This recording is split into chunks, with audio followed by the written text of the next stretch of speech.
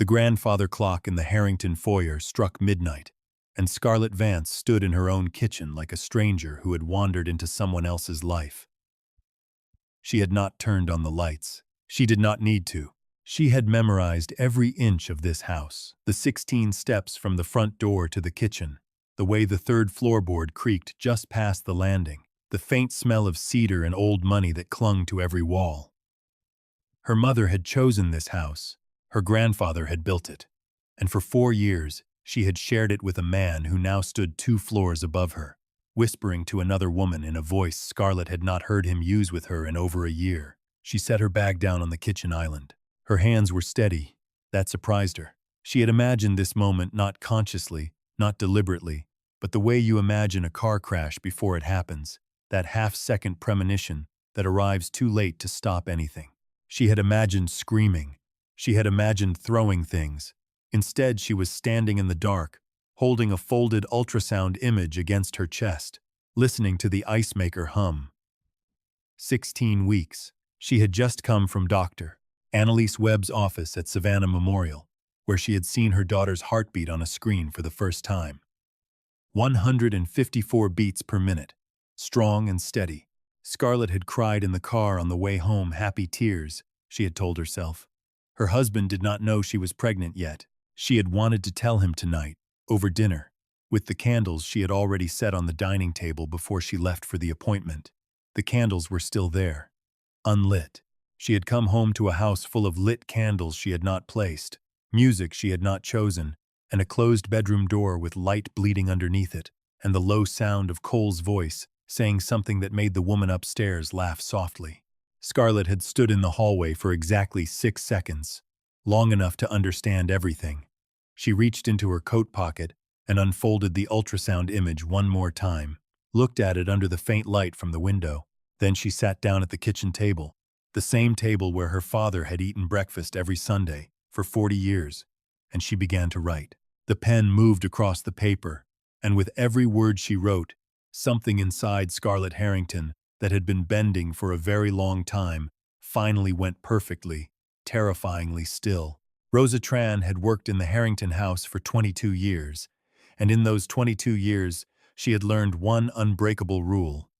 She did not enter the kitchen after 11 o'clock at night. That was Mr. Edwards' time. He would sit at that table with a glass of sweet tea and the crossword from the Savannah Morning News, and whatever troubles the day had brought him, they stayed on that table until morning.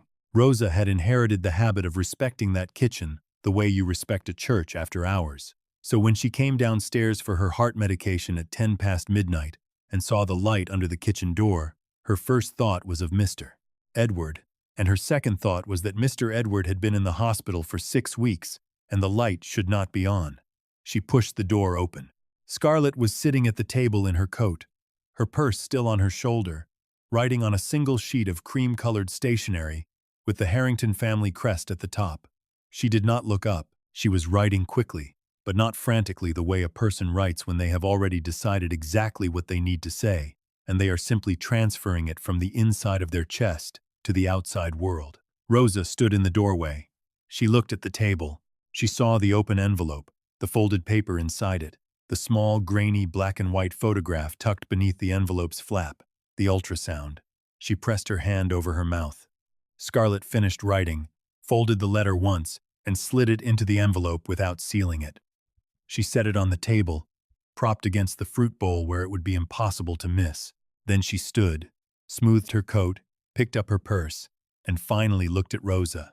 Her eyes were dry. That was the thing Rosa would remember afterward, when Daniel Cho asked her to describe that night in precise detail for the legal record. Scarlett's eyes had been completely dry. There was no rage in her face, no devastation, no "the world has ended" expression that Rosa had expected. There was something quieter and more frightening than any of those things. There was clarity. Scarlett walked to Rosa, kissed her once on the cheek, and said 4 words in a voice so calm it felt like a verdict. "Take care of Dad." Then she walked out of the kitchen, through the back hallway, out the service entrance, and into the November night. Rosa stood at the table for a long time before she allowed herself to reach for the letter and read what was inside. It took her 40 seconds to read it, and when she finished, she sat down in Edward Harrington's chair, and cried in a way she had not cried since the night his wife Margaret had called her from the hospital 12 years ago. Cole Vance woke up at 7:15 the next morning to the sound of his phone buzzing on the nightstand. He reached for it without opening his eyes, already running the mental calculation that had become automatic over 4 years of marriage. Where was Scarlett? Was she awake yet? Would she have noticed the time he came to bed? The phone buzzed again. He opened his eyes. Jade was asleep beside him, her dark hair across the pillow, her breathing slow and even. Cole sat up, looked at the room around him, and felt the particular satisfaction of a man who believes he has successfully managed a complicated situation. Jade would leave before 8. She always left before 8. The household staff did not arrive until 9 on Saturdays. Scarlett had her quarterly board review prep every Saturday morning, which meant she would be in her home office by 7 and would not come to the main bedroom until noon at the earliest. He had timed everything. He always timed everything. He picked up his phone. 3 missed calls from Rosa Tran. He frowned. Rosa never called him. He scrolled down. 1 text from Rosa, sent at 12:47 a.m. Mr. Cole, please come to the kitchen when you are awake. There is something on the table for you. He almost ignored it. Rosa's quiet dramas were not his concern. A broken appliance, a delivery issue, the 1,000 small anxieties of a woman who had devoted herself to a family that was not her own. He set the phone down. Then something shifted in the room, a wrongness he could not immediately name. He looked at the other side of the bed. Jade. He looked at the time. 7:15. He looked at the bedroom door, which was closed. He walked to the hallway. Scarlett's shoes were not on the mat. Her coat was not on the hook. He walked to her dressing room. Her overnight bag, the small navy one she used for hospital visits to her father, was gone. He walked faster now, down the stairs, through the dining room, into the kitchen. The letter was on the table, propped against the fruit bowl, a single sheet of cream stationery with the Harrington crest that he had always privately found pretentious.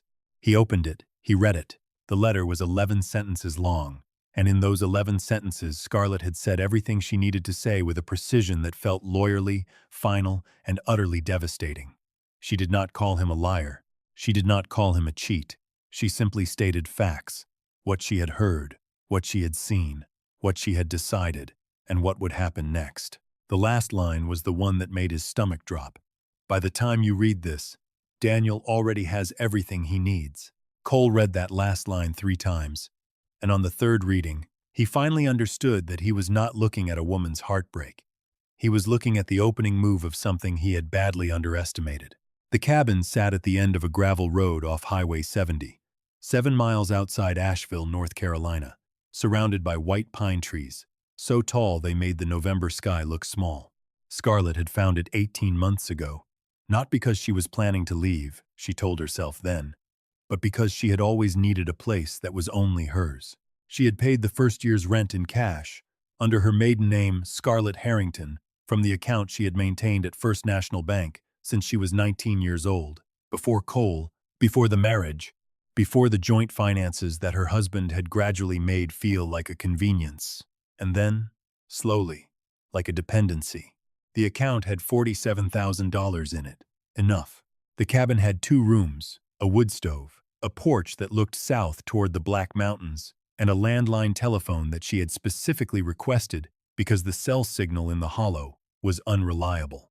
She arrived at 4 in the morning, having driven 7 hours from Savannah with the radio off, and both hands on the wheel of her old Jeep Cherokee, a car she had kept registered in her name alone, parked in the back of her father's warehouse on River Street, because some part of her had always known. She built a fire in the wood stove. She boiled water for tea. She sat down on the wood floor with her back against the couch and her hands flat on her stomach, and she talked to her daughter for the first time, out loud.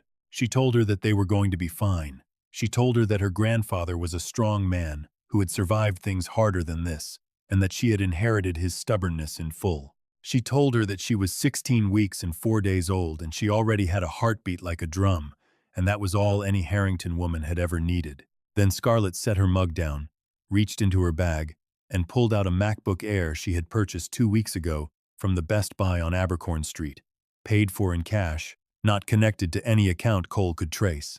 She opened it. She had 17 emails waiting in the account she had created under the name S. Harrington Consulting. 14 of them were from Daniel Cho. The first 13 were dated over the past 6 months, each one containing an encrypted attachment she had not yet opened. The 14th was from last night, sent at 1:15 a.m. Everything is ready. Say the word. Scarlett read it twice, felt something in her chest go from cold to warm for the first time in hours, and typed back 2 words. Say it. Daniel Cho had been Scarlett Harrington's best friend since their first year at Wharton, when they had been assigned to the same study group for advanced corporate finance, and he had watched her dismantle their professor's argument about leveraged buyouts with a calmness and precision that had made him think, I want to be on her side for the rest of my life. He had kept that promise. For 13 years, through her father's first heart scare and her mother's cancer scare, and the arrival of Cole Vance with his perfect jaw and his perfect pitch, and his story about a construction business in Atlanta that was, Daniel had privately noted from day one, oddly vague on specifics. Daniel had run Cole's financials 3 months before the wedding. He had found nothing which was itself the problem, because a man who claimed to have built a regional construction company from scratch should have left more of a paper trail than Cole Vance had. He had told Scarlett. She had listened, considered it, and said, Daniel, I love you, and I hear you, but I need you to trust me on this one. He had trusted her. He had also quietly begun building a file. Over 4 years, Daniel had assembled slowly, carefully, without raising any flags, a documentation record that would have impressed a federal prosecutor. Bank routing inconsistencies from 3 of Harrington Group's subsidiary warehouse accounts in Jacksonville, Brunswick, and Savannah Port. Cargo manifests that did not match declared shipments. A shadow LLC in the Cayman Islands that was registered 12 days before Cole married Scarlett, and that received exactly 11% of the revenue from each of those 3 warehouse locations. A second LLC, nested inside the first, with a registered director whose name was Rodrigo Vance Cole's older brother, who officially worked in logistics in Miami and unofficially managed the distribution end of a narcotics pipeline that moved product through Harrington-owned facilities without Harrington knowledge. Cole had used Scarlett's family's real estate infrastructure as a laundromat. He had used her father's connections to gain protection in 3 counties. He had used her name and her family's legacy to build something that would send him to federal prison for a minimum of 22 years if a single document in Daniel's file reached the right desk. And now Scarlett had said, say it. Daniel picked up his encrypted phone and dialed the cell number of Special Agent Christine Park at the FBI's Atlanta field office, a woman he had been speaking to in careful, deniable generalities for the past 4 months. She's out of the house, he said, when the call connected. It's time. Agent Park said nothing for 3 seconds, and then, I'll have a team briefed by 6 a.m. Tell Miss Harrington to stay exactly where she is. By 9 o'clock that Saturday morning, Cole had made 4 phone calls and sent 11 texts, and not one of them had reached Scarlett. Her cell phone was turned off, not out of service, turned off, which was different and which told him she had done this deliberately. He stood in the kitchen with his second cup of coffee and forced himself to think clearly. The letter had said, by the time you read this, Daniel already has everything he needs. He had picked up his phone and called Daniel Cho. Daniel had answered on the second ring with a pleasantness so neutral it was its own kind of message. Cole, good morning. Where is she? I honestly don't know where Scarlett is right now. She's an adult woman with significant personal resources. I'm sure she's fine. Daniel, Cole, that was the entire conversation. Cole ended the call and stood at the window looking out at the Forsyth Park fountain 2 blocks away, where the Saturday morning joggers were making their circuits in the thin November light, and he made the first of several decisions that would later be described in a federal complaint as exhibiting a pattern of willful obstruction. He called Marcus Webb at his home number. Marcus was not a man, Cole introduced publicly. He was a name in a private contacts list under the label M, Logistics, and he managed the operational side of the enterprise that Cole had built inside the Harrington infrastructure over 4 years. My wife has left, Cole said. I need to know who she has spoken to. Marcus was quiet for a moment. The lawyer? Possibly. I'll look into it. Is there exposure? Cole thought about the letter. Daniel already has everything he needs. Manage it, he said. He hung up and poured his coffee down the sink and stood at the kitchen island for a long moment, staring at Scarlett's letter still sitting on the table. He picked it up and read the last line again. He had a choice right now. He could get on a plane and disappear. He had resources for that accounts in 3 countries, a passport in a second name that he had never used, a contact in Bogota who owed him enough to make the transition smooth. He could be gone by noon and in a non-extradition country by Monday. He almost did it. And then he looked at the letter again. And he thought about 47 years of Harrington real estate holdings, $4.2 billion in assets, the warehouse network along the Georgia coast, the political connections, the name on 12 buildings in Atlanta alone. He thought about what it had taken him 4 years to build inside that empire. He set the letter down, straightened his collar, and made the decision that would cost him everything. He decided to stay and fight. Edward Harrington had been many things in his 67 years: a builder, a father, a widower, a man who had survived 3 recessions and 1 near bankruptcy and a bypass surgery at 59, but he had never been a fool. He was currently sitting up in room 412 at Memorial University Medical Center in Savannah, reading the Wall Street Journal through bifocals he pretended not to need, when Margaret walked through the door at 10:15 on Saturday morning with her coat still on and her expression arranged in the particular way it had been arranged on only 3 previous occasions in their 41 years of universe: marriage, when his bypass surgery was scheduled, when their son Thomas had called from rehab in 2009, and when she had received her own diagnosis 7 years ago. Edward folded the journal. 33-2. Margaret sat in the chair beside his bed and took his hand, without preamble, because she had never been a woman who wasted time on approaches. She told him what Rosa had called to tell her at 6 a.m. She told him about the letter Scarlett had left. She told him about the ultrasound photograph that had been tucked inside the envelope, with it the grandchild he had not known he was going to have, now somewhere in the mountains of North Carolina with her mother, who had driven through the night because the house her grandfather had built was no longer safe. Edward listened to all of it without interrupting. When Margaret finished, he was quiet for a long moment. The monitors beside his bed beeped their steady rhythm. The November sun came through the hospital blinds in thin white strips across the floor.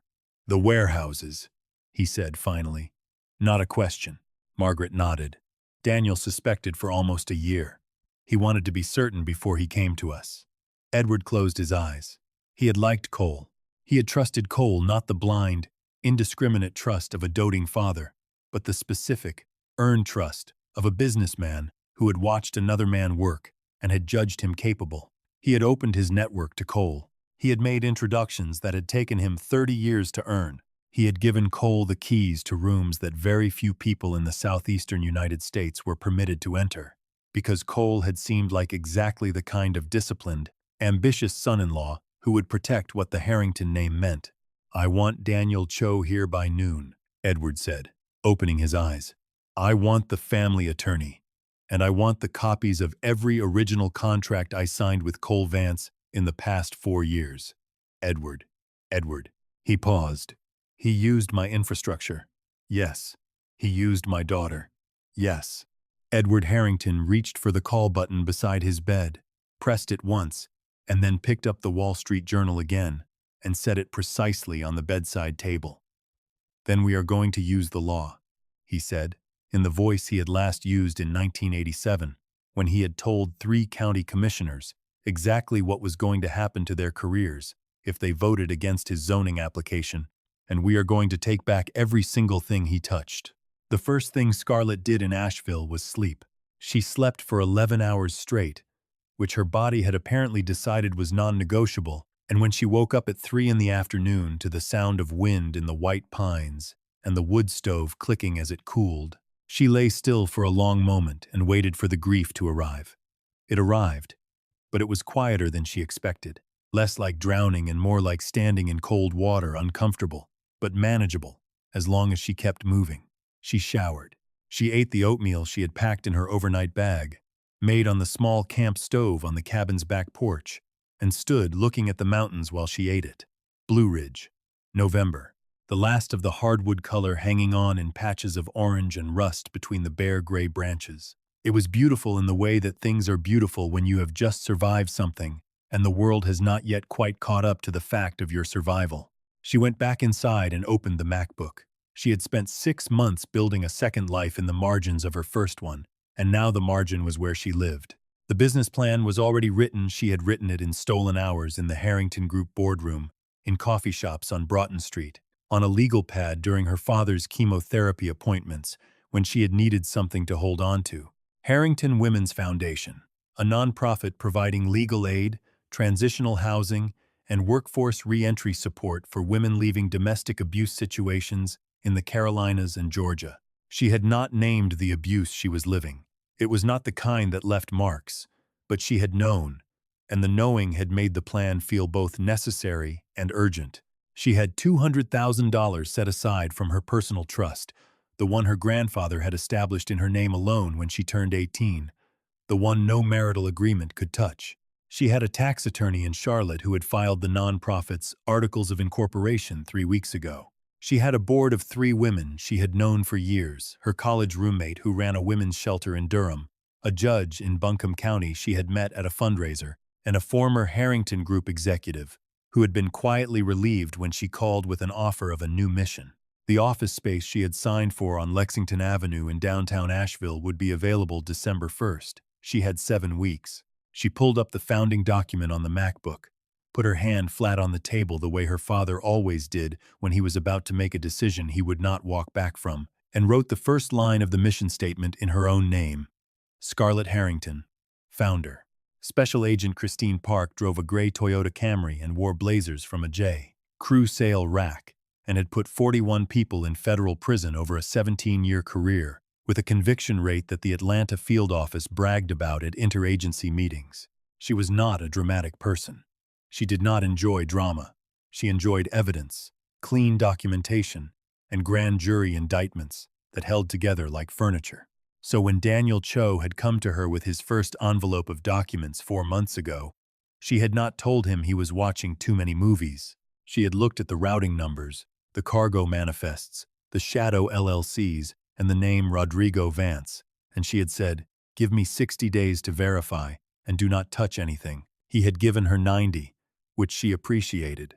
By the time Scarlett Harrington drove out of Savannah on that Friday night in November, Agent Park already had a sealed warrant, a second warrant for the Harrington warehouse properties in Jacksonville and Brunswick, and the full cooperation of 3 Customs and Border Protection officers who had been watching the cargo anomalies in the port of Savannah for 11 months without enough to move on. Saturday morning, with confirmation that Scarlett was out of the residence and out of the state, Park called her team. 6 agents entered the Cole Vance residence at the Harrington estate at 11:15 a.m. with a warrant to seize electronic devices and financial records. Cole opened the door in a suit he had dressed, which told Park something about him, that he faced pressure in costume and looked at her badge for exactly 2 seconds before his face did something complicated and then went blank. "Mr. Vance, I'm Special Agent Park, FBI Atlanta. We have a warrant to search this property." Cole said nothing. He stepped back and let them in, which told Park something else. He had decided not to run. He was going to try to lawyer his way out. That was his right, and also, as she had learned in 17 years, the choice that most often resulted in the additional charge of obstruction. 2 of her agents went upstairs. 2 went to the home office. 1 went to the basement. Park stood in the foyer and watched Cole Vance watch his house being searched, and she noted the specific quality of his stillness, not the stillness of an innocent man processing a shock, but the controlled stillness of a man calculating. His phone buzzed. He did not look at it. It buzzed again. She noted the time. 11:22 a.m.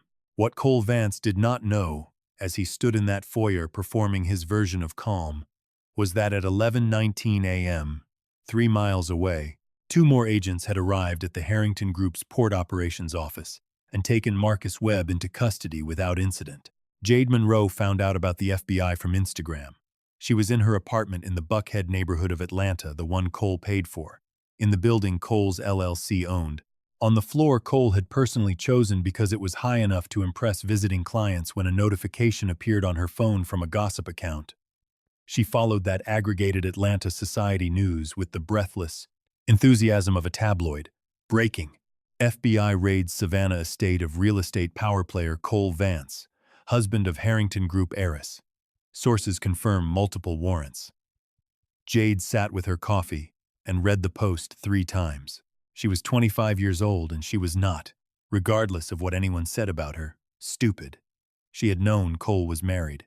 She had told herself a version of the story in which the wife was cold and disengaged, and the marriage was functionally over, and Cole was simply waiting for the appropriate moment to make a graceful exit. She had known this version was largely manufactured. She had manufactured it herself, with some assistance from Cole, who was gifted at providing the specific details that made a manufactured story feel true. She put her coffee down and picked up her phone and called Cole's number. It went straight to voicemail. She called again. Voicemail. She sat at her kitchen counter, the Italian marble, one that Cole had specified when he renovated the apartment, and she felt the floor she had been standing on for 18 months reveal itself as the thing it had always been. Not a foundation, but a set piece. She was in this apartment because Cole needed a plausible reason to visit Buckhead. She was modeling the brands he needed associated with his social media presence. She was in the photos at the events that required a certain image. She had been useful in the same way a well-placed piece of furniture is useful, and now the room was being redesigned and the furniture was being moved out. She had 60 days left on the lease, which was in Cole's LLC's name, not hers. She had a modeling contract with a talent agency that was also registered to a Cole Vance subsidiary. She had a car under a lease Cole's company held. She had, she realized now, in the cold light of an Atlanta Saturday morning, essentially nothing that was hers. She opened her MacBook.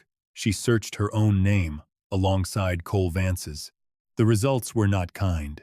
She searched Scarlett Harrington. She looked at the photographs for a long time, a woman who was not flashy, not loud, not the kind of beautiful that demanded acknowledgement, but who had a quality in every photograph that Jade could not name and had always privately envied.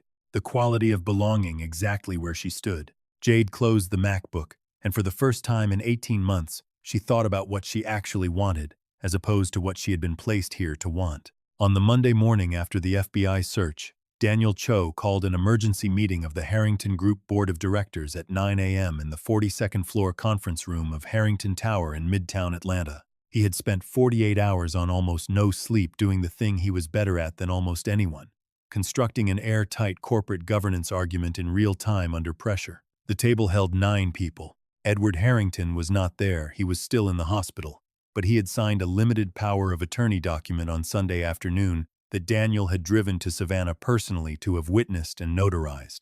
Margaret Harrington sat at the far end of the table in a charcoal actress suit, with her hands folded on the surface, and her expression suggesting that anyone who wasted her time this morning would regret it for years. Cole was not invited. Cole had been at the FBI's Atlanta field office since Saturday afternoon, accompanied by a criminal defense attorney who billed $400 an hour and had already, according to Agent Park's carefully worded text to Daniel the previous evening, made the tactical error of attempting to negotiate with prosecutors before the full scope of the evidence had been disclosed to his client. Daniel stood at the head of the table with a presentation he had built in 46 hours on his MacBook Pro, and he walked the board through it without performance or drama: the routing anomalies, the shell companies, the warehouse cargo data, the FBI's sealed complaint, and finally the specific clause in the Harrington Group's foundational charter, Article 14, Section 3, Paragraph C, which Edward Harrington had insisted on, including in 1987, and which Cole's attorneys had clearly never read carefully enough. Any board member, executive officer, or affiliated party found to have utilized Harrington Group assets for illegal enterprise shall forfeit, immediately and without compensation, all equity positions, voting rights, and executive authority conferred by their association with the company. Cole held 18% of Harrington Group stock through his marriage agreement. Article 14, Section 3, Paragraph C, made that stock worthless the moment the FBI complaint became public record. which it had, at 8 a.m. that morning. Daniel clicked to the last slide. It contained one line: proposed action unanimous board resolution to appoint Scarlett Harrington as acting CEO, effective immediately, pending board ratification. He looked around the table. Margaret Harrington uncapped a pen that Scarlett had given her for her 64th birthday, a Mont Blanc Meisterstück, the same one Edward had carried for 30 years. She signed the resolution document without reading it, because she had helped write it herself at 2 o'clock in the morning, and 7 of the remaining 8 board members signed it within the next 4 minutes. She found out by accident, which is how the most important things usually arrive. It was Monday morning in Asheville, and Scarlett was at the Lexington Avenue office space with a tape measure and a yellow legal pad, planning the layout for the foundation's intake area. The space was raw, exposed brick, concrete floors, windows that let in the flat November light, and she was standing in the center of it, thinking about whether to put the waiting area near the windows or against the back wall, when her phone rang with a number she recognized as the Harrington Tower reception desk. She answered. "Miss Harrington, this is Patricia at the front desk. I have a call for you from Mr. Cho. He asked me to reach you at every number he had." She transferred the call before Scarlett could respond. Daniel came on the line, sounding like a man who had been awake for 2 days and was running on whatever you run on after coffee stops working. He told her about the board meeting. He told her about Article 14, Section 3, Paragraph C. He told her about the FBI complaint and Marcus Webb's arrest and the 3 warehouses now under federal seal. He told her about the board resolution, and then he told her new title. And then he was quiet for a moment, letting her process it. Scarlett stood in the middle of the empty office on Lexington Avenue in Asheville, with the tape measure hanging from her hand, and the yellow legal pad tucked under her arm, and the November light coming through the bare windows, and she was quiet for a long time. "The foundation," she said. "I'm not giving it up. Nobody is asking you to. You can run both. The baby. I know. We'll structure around it. My father." "Your father signed the power of attorney himself, Scarlett. He asked me to tell you something." Daniel paused. He said, "She was always running this. She just didn't have the title yet." Scarlett pressed her free hand flat against the exposed brick wall of the empty room that was going to become the place where women in crisis came to be helped and heard and taken seriously, and she felt her daughter kick for the first time, a small flutter, unmistakable, like a fish turning in still water. She caught her breath. She had read that first kicks sometimes felt like bubbles, or butterflies, or imagined things you weren't sure were real. This was real. This was absolutely real. She moved her hand from the brick wall to her stomach. "Tell the board I'll be in Atlanta on Wednesday," she said. "Tell them to have the full organizational review ready, and tell them that the first item on the agenda will be renaming the Port Operations Division after my grandfather." The federal complaint against Cole Vance was 43 pages long and contained enough detail to make his criminal defense attorney go very quiet for a very long time when he finally read the complete version. The charges were not small: wire fraud, money laundering, conspiracy to distribute controlled substances, and the charge that was going to be the most difficult to argue around: racketeering through a continuing criminal enterprise, which carried a mandatory minimum of 20 years. Rodrigo Vance, Cole's older brother, was arrested in Miami on Sunday afternoon at the storage facility in Hialeah, where agents found documentation sufficient to fill 6 bankers' boxes and a hard drive the size of a paperback book. Rodrigo, unlike Cole, had made the decision on Sunday night to cooperate fully with prosecutors, which his attorney had explained to him was the only decision available to a man in his specific position. The cooperation agreement named Cole Vance explicitly, in detail, in 17 separate incidents. Cole's attorney delivered this information on Monday afternoon in a holding room at the Federal Building in Atlanta, and Cole sat with it for a long time. The empire he had built 4 years of careful construction inside Scarlett's family infrastructure, the network of relationships and leverage and supply chain control that he had assembled piece by piece while sleeping beside her in the house her grandfather had built, was gone. Not damaged, not diminished, gone. The warehouses were under federal seal. The shell companies were frozen. The Cayman accounts were flagged through an international banking cooperation agreement that his offshore attorney had assured him was theoretical, and that had turned out to be very much real. Marcus Webb was cooperating. Rodrigo was cooperating. The only people who were not cooperating were Cole and his $400 an hour attorney, who was currently explaining in measured professional tones that cooperation was not a sign of weakness, but of strategic intelligence. Cole thought about the Harrington estate. He thought about the board resolution that Daniel Cho had messaged him a copy of with a professionalism that bordered on insult. He thought about Scarlett, whom he had not heard from since the letter, who had, apparently, in the 72 hours since she walked out of the kitchen, been appointed acting CEO of her family's $4 billion company, survived a pregnancy she had been hiding alone, and opened a nonprofit office in North Carolina. He thought about the night he had met her at the gala in Savannah, and the calculation he had made in the first 4 minutes of conversation. He had calculated correctly she was exactly what he had assessed her to be. Intelligent, principled, deeply loyal, with access to resources he needed. What he had not calculated was the other thing, the thing that took him, until this moment, sitting in a federal holding room in Atlanta, to understand that everything he had used her for, she had also been building without him, quietly, in the margins, where he had never thought to look. Cole called from the criminal defense attorney's office on Tuesday afternoon, which was both predictable and 3 days later than Scarlett had expected.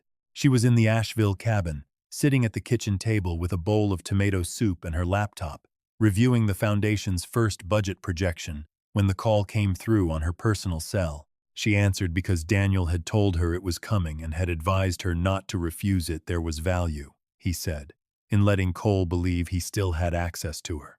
Scarlett. His voice was the same. She had braced for it to hit her differently, the familiar timbre of it, the cadence she had heard every day for 4 years. It was, she noted with something almost like relief, just a voice. Cole, I need you to understand that what happened, what you saw, it was not what it looked like. She waited. Jade was there for a meeting, a business meeting. Things got complicated, and I should have told you she was coming over, but it wasn't. Cole, Scarlett said. Stop. He stopped. She picked up her soup spoon and stirred slowly.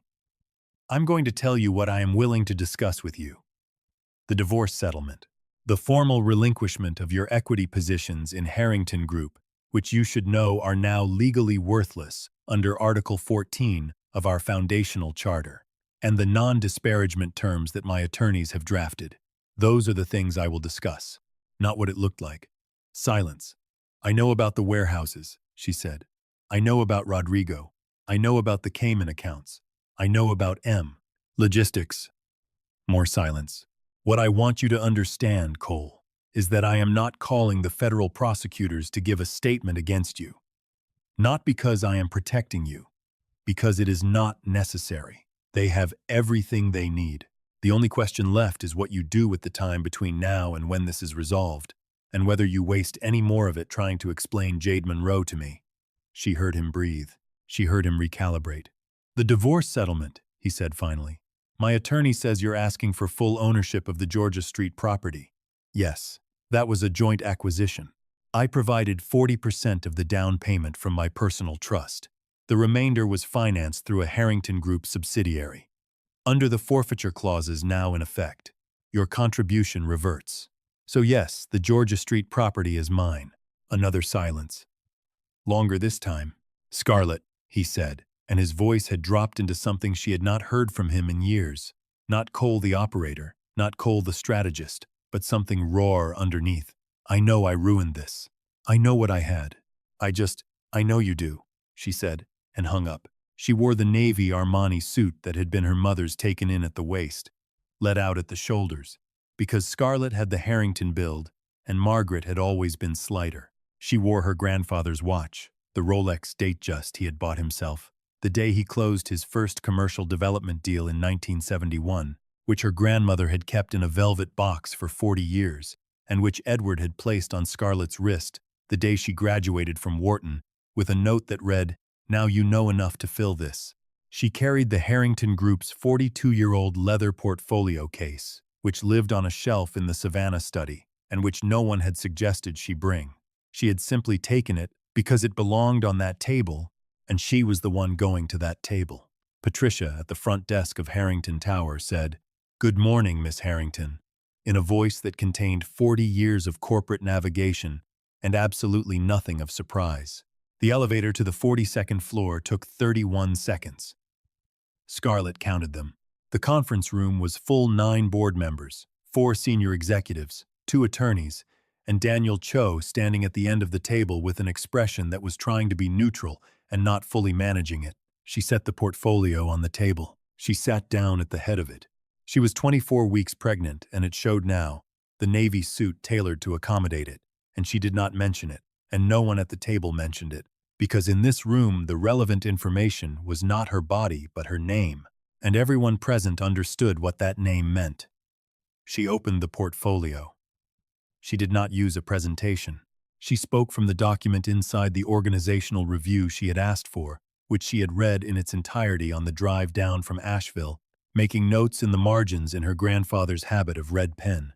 She spoke for 1 hour and 14 minutes. She addressed the port operations restructuring, the FBI cooperation timeline, the reputational management strategy, the 3 warehouse properties under federal seal, and the legal pathway to recovering operational control of 2 of them within 90 days. She addressed the foundation. Yes, she was maintaining it. Yes, it was a separate entity. No, it did not constitute a conflict of interest. And if anyone at this table had a substantive objection to the acting CEO of Harrington Group also running a non-profit for women in crisis, she encouraged them to review their own governance record before bringing it to a full board session. No one brought it to a full board session. When she adjourned the meeting at noon and walked to the window of the 42nd floor and looked out at Midtown Atlanta, spread below her, the skyline her grandfather had helped build, his name, on 3 towers, she could see. From where she stood, she felt something she had no adequate word for, except that it felt like arriving.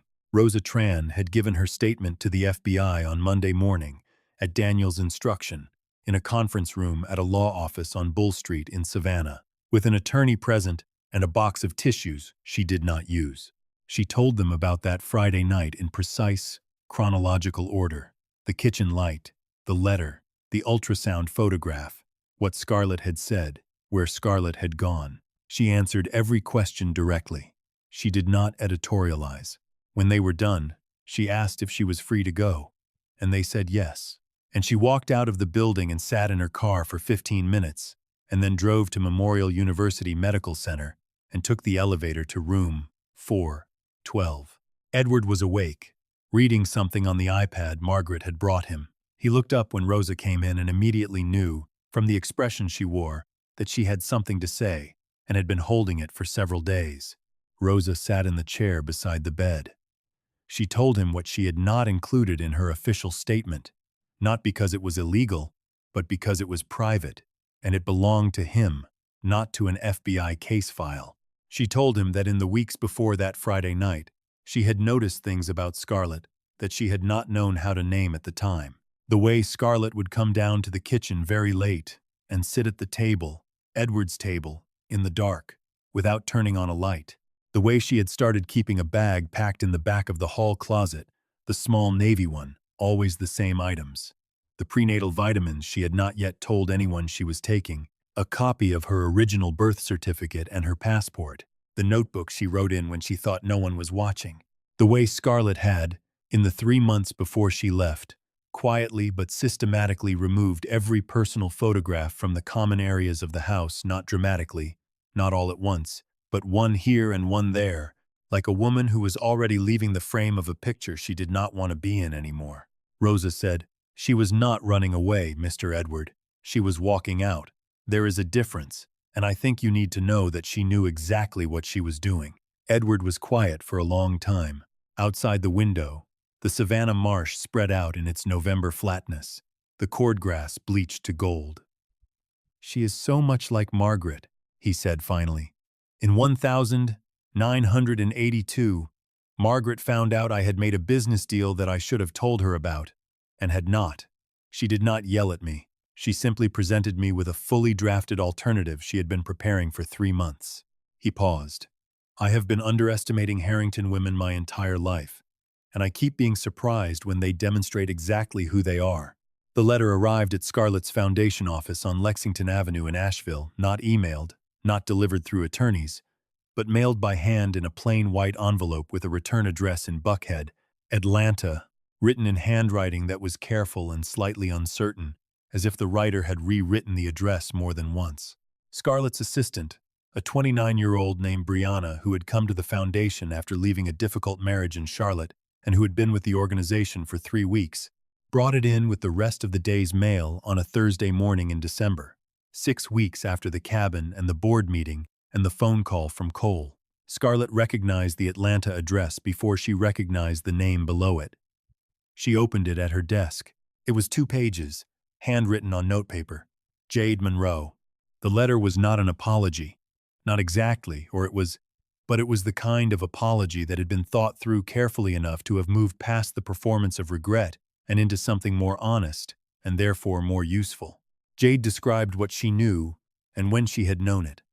She described what she had not allowed herself to know and why. She said she had hired her own attorney and given a voluntary statement to the FBI that she believed would be relevant to the case against Cole because it addressed conversations she had witnessed between Cole and Marcus Webb regarding the warehouse operations, conversations she had been present for without fully understanding their significance and had only recently understood were the kind of thing federal prosecutors needed to hear. She said she was vacating the Buckhead apartment. She had signed a lease on a smaller place in her own name. She had parted ways with the modeling agency connected to Cole's subsidiary. She was, she said, in the process of figuring out what she actually had that was hers, which turned out to be less than she'd thought and more than she'd feared. At the end of the letter, Jade wrote one sentence about Scarlett directly. "I don't expect you to forgive me, and I'm not asking you to. I just needed you to know that I understand, finally, what was taken from you, and that I am sorry for the part I played in it." Scarlett read the letter twice. She set it on her desk. She looked out the window at the December street, the holiday lights starting to appear in the shop windows on Lexington Avenue, the first suggestion of Christmas settling over downtown Asheville. She thought about the women who would come through the door of this office in the months ahead. She thought about what it took to do the honest thing when the easier thing was available. She picked up a pen. She wrote back, not forgiving, not condemning, but acknowledging, because acknowledgement, she had come to understand, was the currency that actually changed things. Cole Vance accepted a plea agreement on the 14th of December in a federal courtroom in Atlanta in front of Judge Miriam Hayes, who had been on the federal bench for 19 years, and who read the allocution statement with the expression of a person who has heard every version of how a man arrives at ruin and is no longer surprised by any of them. The plea was to 3 counts: wire fraud, conspiracy to commit money laundering, and 1 count of racketeering. In exchange for the plea and for Cole's cooperation on the supply chain investigation, which yielded 16 additional arrests in the Florida and Georgia distribution network, prosecutors agreed to a sentencing recommendation of 14 years, with the possibility of release in 10 with good behavior. Cole's attorney read this aloud to the courtroom with the practiced neutrality of a man who had negotiated something he considered a win given the alternative. Cole stood and said the words required of him that he was guilty, that he understood the charges, that he accepted the court's jurisdiction in a voice that was steady and toneless, and gave away nothing. He did not look at the gallery. Scarlett was not in the gallery.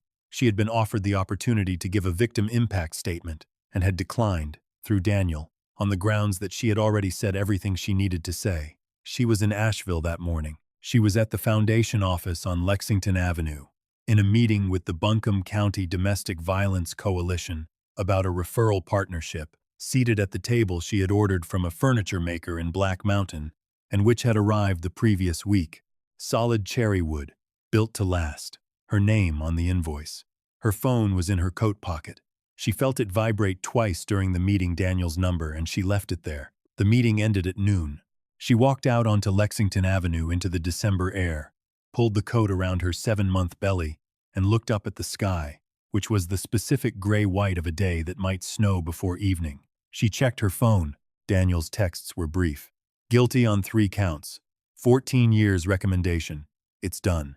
She stood on the sidewalk for a moment. A man walking past nodded at her in that way Asheville people did, unhurried.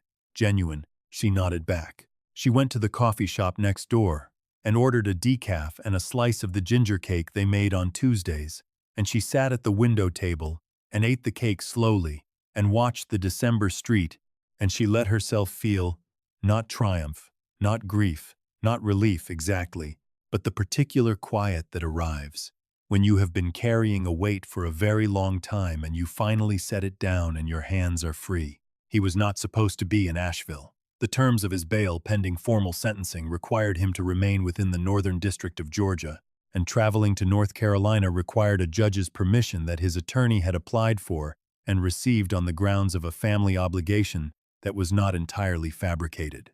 Cole had a cousin in Hendersonville, but was not the actual reason for the trip. His attorney had advised against it. His attorney had, in fact, told him clearly and directly that going to see Scarlett before sentencing was a decision that could only make things worse. Cole had thanked his attorney and gone anyway. He drove himself, which felt strange. No driver, no security, no one who knew where he was going. He arrived in Asheville on a Thursday evening in January, when the snow that had been threatening since December had finally arrived and was falling in the particular slow way mountain snow falls, without urgency, as if it has all the time in the world. He found the foundation office on Lexington Avenue through a Google search. The lights were off.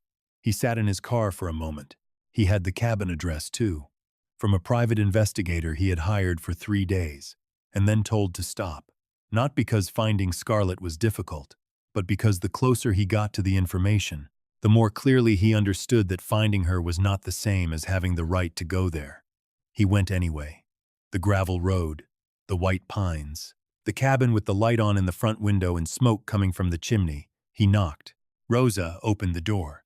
He had not known Rosa was in Asheville, and the sight of her, in the doorway of this small mountain cabin that was so entirely unlike the Savannah house, stopped him completely. Rosa looked at him for a long moment, with the expression of a woman who has decided exactly what she thinks of you and is simply waiting to see if you know it. "She knows you're here," Rosa said. "She saw your car on the road." Cole stood in the snow. "Is she? She will come out when she's ready. You can wait on the porch." He waited on the porch for 11 minutes in the January cold. Then the door opened, and Scarlett stepped out. She was 8 months pregnant, in a heavy wool sweater, her dark red hair loose, and she looked at him with an expression that was neither warm nor cruel. It was simply settled. She had arrived somewhere and she knew where she was, and his presence on her porch was a thing she had decided to deal with, and not a thing that threatened her. "Cole," she said. "Scarlett," he said, and then he said the things he had come to say, which were the truest things he had said to her in 4 years, and she listened to all of them without interrupting, and the snow fell around the porch in its slow, unhurried way. When he finished, she was quiet for a moment, and then she said, "I know, and it doesn't change anything. Go home, Cole." The Harrington Women's Foundation opened its doors on the 1st of March, which was still technically winter in Asheville, but carried the first suggestion of something loosening a particular quality of light in the afternoon. The mountain air, losing its sharpest edge. The office on Lexington Avenue had been transformed in 4 months from raw, exposed brick and concrete into something warm and purposeful. The waiting area near the windows, as Scarlett had decided, with plants on the sills and chairs that were actually comfortable, because she had been in too many waiting rooms designed for function rather than dignity. They had 6 staff members, a referral network across 4 counties, a partnership with the Buncombe County Legal Aid Clinic, and a dedicated housing fund that could place a woman and her children in transitional housing within 72 hours of intake. On the day the foundation opened, Scarlett's daughter was 11 days old. Her name was May Edward Harrington May for Scarlett's grandmother, Edward for her grandfather, and Harrington because that was the name on the building, and the name on the deed, and the name in the resolution the board had ratified in November, and it was the name Scarlett had chosen for her daughter, in the same deliberate way she had chosen everything else over the past 4 months, on purpose, in her own name, for reasons that were entirely her own. Edward Harrington was there. He had been discharged from the hospital in January, thinner than before and slower on the stairs, but precise as ever.